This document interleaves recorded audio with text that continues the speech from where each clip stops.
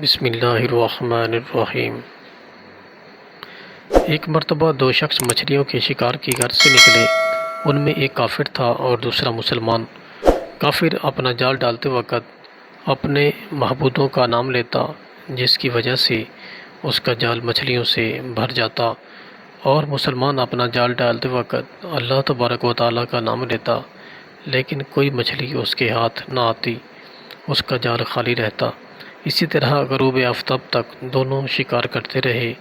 آخر کار ایک مچھلی مسلمان کے ہاتھ لگی، لیکن وائے ناکامی، وہ مچھلی بھی اس کے ہاتھ سے اچھل کر پانی میں کود گئی، یہاں تک کہ یہ بیچارہ غریب مسلمان شکارگاہ سے ایسا خائب و خاسر لوٹا کہ اس کے ساتھ کوئی شکار نہ تھا، اور کافر ایسا کامیاب لوٹا کہ اس کا کشکول مچھلیوں سے بھرا ہوا تھا۔ اس عجیب و غریب حیرتناک واقعے سے فرشتہ مومن کو سخت افسوس ہوا، اور بارگاہ خداوندی میں عرض کیا کہ اے میرے رب، یہ کیا بات ہے کہ تیرا ایک مومن بندہ جو تیرا نام لیتا ہے ایسی حالت میں لوٹتا ہے کہ اس کے ساتھ کوئی شکار نہیں ہوتا، اور تیرا کافر بندہ ایسا کامیاب واپس آتا ہے کہ اس کا کشکول مچھلیوں سے لبریز ہوتا ہے۔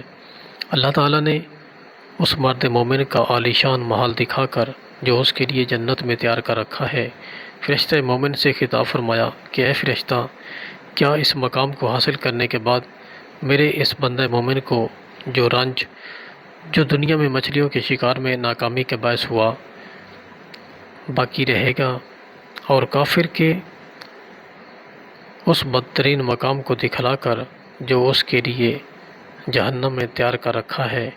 ارشاد فرمایا کہ کافر کی وہ چیزیں جو اس کو دنیا میں عطا کی گئیں اس جہنم کے دائمی عذاب سے نجات دلا سکتی ہیں۔ فرشتے نے جواب دیا کہ اے میرے پروردگار، آپ کی ذات کی قسم، بالکل ایسا نہیں ہو سکتا۔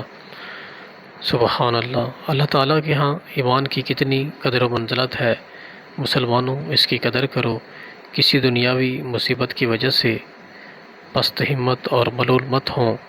اللہ تعالیٰ نے تمہارے لیے دنیا کے عوض ایسی نعمتیں تیار کر رکھی ہیں جو نہ کسی آنکھ نے دیکھی اور نہ کسی کان نے سنی، اور نہ ہی کسی کے دل میں ان کے بارے میں کوئی خیال گزرا۔ اللہ پاک ہم سب کو باعمل مسلمان بنائے، آمین یا رب العالمین۔